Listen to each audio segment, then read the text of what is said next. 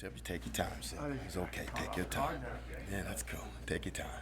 All right, we'll get started. Coach Joseph, go ahead. Well, this week, I challenged the kids to get better this week. So our motto this week was Nebraska versus Nebraska. Not worry about Indiana, to get ready and to get better as an individual team. And to get the fundamentals cleaned up and get better in all three phases of the game. Coach, this is the first time, in a long time that this group has gotten blown out. I mean, they've played a lot of close games, so how did they kind of respond to that? It's something they haven't experienced in a few years. Well, like I said on Saturday, that's on me. I should have slowed the ball down and huddled and took some possessions away from Oklahoma, and I didn't do that, and that's on me. But they responded great today. They responded great yesterday. What went into the decision with Erik Chinander to put Bill in that position? Well, Shin's a good man and a good coach, but the numbers didn't add up. I didn't see us getting better. For 4 weeks, I didn't see us getting better from week 1 to week 4. So, I had to make a decision, the best decision for the kids, because it's about the boys. So I had to make the best decision for the boys. In a short period of time, where can you improve on this defense? Like, how do you do it in just a short period of time like this? Start with fundamentals, lining up, getting lined up, tackling, being in your gap, being where you're supposed to be in your coverage. So it just goes back to basic fundamentals. You guys, players say that you guys hadn't tackled in the 4 years he's been here. Is that true? I don't know. I hadn't been here for 4 years. Oh, okay. I don't. This year, have you guys been tackling? We tackled when I took over. We tackled in scrimmages before that. Mickey, do you have an update on A.J. Allen's status? Yeah, he had surgery yesterday. He's back home. His mother's in town.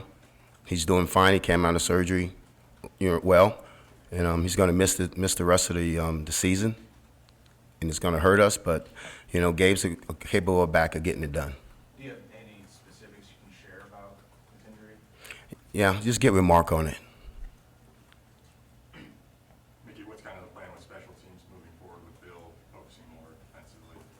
Joey Connors is going to take over, but the coaches that's been involved with special teams, Coach Rude, Applewhite, Beck, Fish, they're going to still do their part. Bush will still look around and make sure things are okay, but Joey Connors is capable of doing the job. Do you envision some new defensive faces stepping up and getting opportunities that maybe we haven't seen on the field, or how do you reshuffle things and maybe find some new life in that defense? I don't know, but I'll be to tell you next week, because right now we're competing. It's Nebraska versus Nebraska, so everything's competition right now. Hey, Mickey, you work with Bill quite a bit. What does he add to this defense? What do you think he can bring with his personality and experience? Well, he's going to detail it. I met Bill in 2018 when he came to us at LSU. He spent a lot of time with Dave Aranda. Dave Aranda is probably one of the best D coordinators in the country. But he's going to detail it. He's going to take it step by step. He's going to make sure the fundamentals are solid. How does that affect special teams coaching? Is someone else going to step in, or is Bush still going to just do a lot of the special teams? Yes, Joey Connors is going to step in. Curious to go back to the comment about should have huddled up, slowed the ball down. Did you think about that during the game, and when did you maybe arrive at that conclusion about your team and wanting to protect maybe the defense a little bit? It was too late when I thought about it. It's 35-7. I should have made that decision on Thursday. That's why I said it's on me. I made that mistake, and I can own it. I can own it. Is that, would you just say that's lack of head coaching experience at that point? If that's what you want to say, probably so. As my mom said. What do you think that would have done if you guys had kind of sat on the ball? How do you think that might have helped the game flow? I don't know, but I got to do everything in my powers to help the kids when we're in a situation like that. I don't know how it would have ended. It could have ended the same way, but I got to do a better job of that. And maybe how do you approach that offensive tempo decision going through the Big Ten now? Is it a week-by-week process where you look at your opponent, or would you like to see this team slow it down from now on out? We will slow it down. So it's going to be opponent by opponent, but we will slow it down. Help the defense out a little bit. Is that something Coach Whipple has expressed too, that, hey, maybe we have to slow it down to protect the defense? Yes, he understands that. Whipple's been a head coach before, so he understands what we need to do. When a team's been through as much change as this one, and I don't just mean the last 2 weeks, but going to Ireland, even all the way back to the coaching changes, how do you get them to maybe change midstream, but also get their chins up a little bit when they've had to go through so much change? Keep encouraging them and let them know that I have their best interests at hand, that I'm going to do everything in my power to make sure I make them a better football team. I'm going to hold everybody accountable, from coaches all the way to players, and keep encouraging them that we can get better if we come out and give the effort. But you're right, we got to keep their chins up because they have been through some change. Mickey, I know LSU, you guys won a national title. Everything went well in 2019. It wasn't always perfect. How much do you draw upon your experience at LSU in this position? A lot. I go back to how we practice at LSU. You know, less reps, speed it up a little bit more, you know, cut down on it, simplify some things, and not coach the athleticism out of them, and get them playing fast on both sides of the ball, well, all three sides of the ball, special teams also. What about the outside noise? How do you deal with that with your players? We talk to them about blocking out the noise. It's fans. That's what fans do. Okay, fans they're not going to control the way I think or what the decisions I'm going to make, but it's fans. They have their right to do that. It's America. They can do that. They can express themselves. But you got to block it out. If you don't want to hear it, don't read it. Do you foresee more changes being made on the coaching staff, or is it going to be a week-by-week thing? I don't know. Can't tell you that. I wish I could, but I can't tell you that. What is the schedule this week with the bye? I mean, how often do you go practice and all that? We'll go tomorrow. We'll lift Thursday. They'll be off Friday, Saturday. Be back in on Sunday.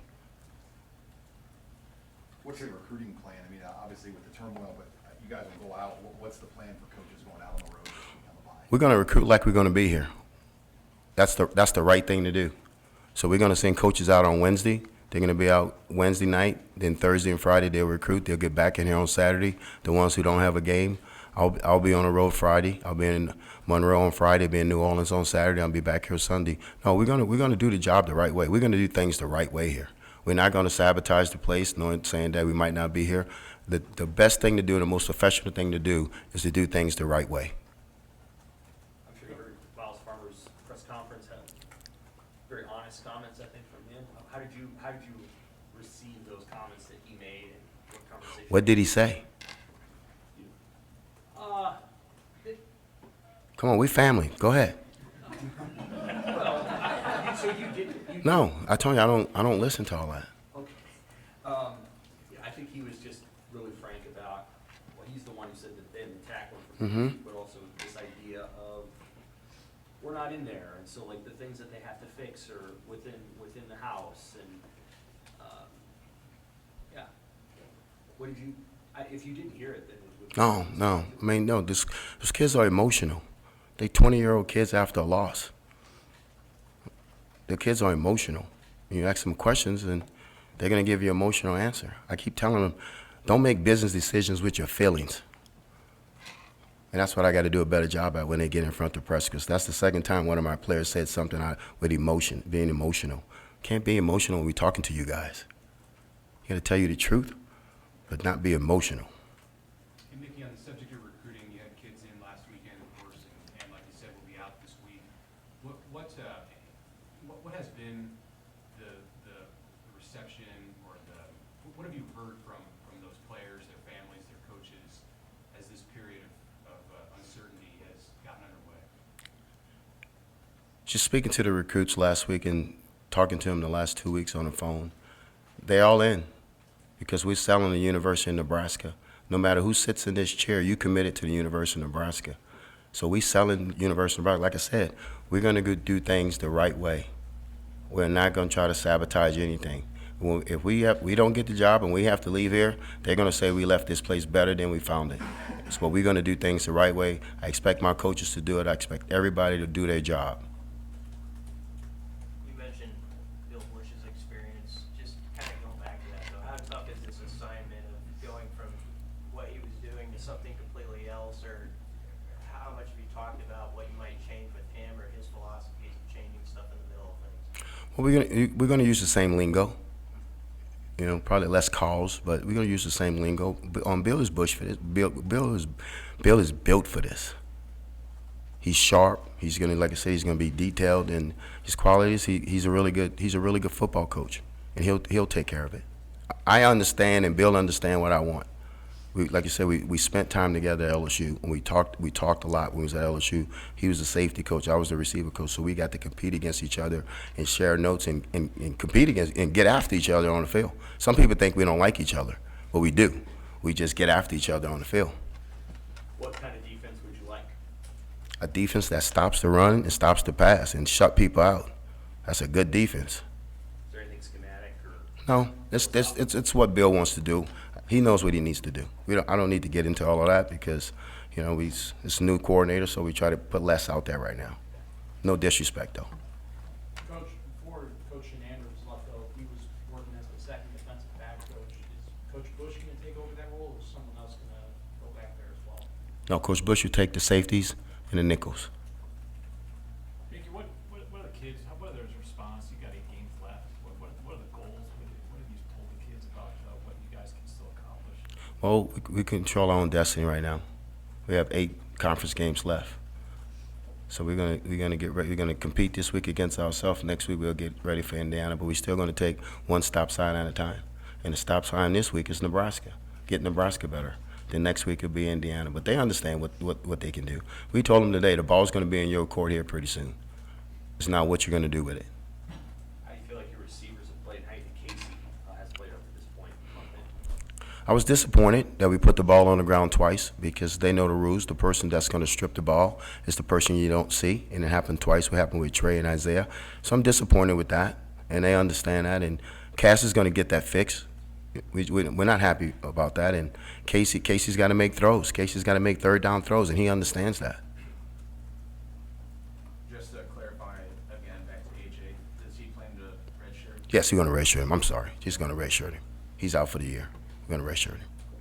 Mickey, what else have you learned in a week on the job as the interim guy, and some of the challenges or some of the things that you expected for the? No, that is things I need to fix. Is things I need to focus on, and I can't assume anything.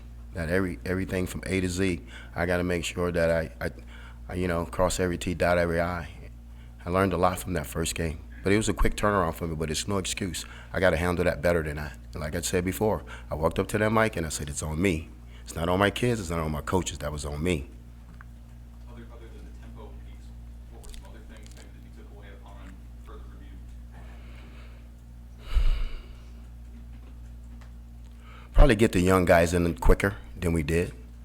And let the young guys get in there so we can get them on film and see what they can do. One or two more. Is your punter okay? I know you had to replace him in the middle of the game. And anybody else other than AJ who is going to be out long term? Is there anybody after that game? No, Brian's fine. Brian's fine. He's just a sprained ankle. He's going to be good. He finished punting, and that was tough for him to do, but he did it. Did it happen on a tackle? Yes. Can't punt the ball in the middle of the field, so you better make that tackle. All in all, Mickey, do you think the bye week came at a good time? Absolutely. You know that, Sip. You asked me that question. You know we needed this bye week. We needed this bye week to reset. These kids haven't had a chance to reset. They had to go from here to here and then here. It wasn't Oklahoma Panhandle coming in here. It was OU coming in here. So let's be real about it. Okay? So yeah, there was a good bye week. Anything else for Coach? Man, I appreciate you guys.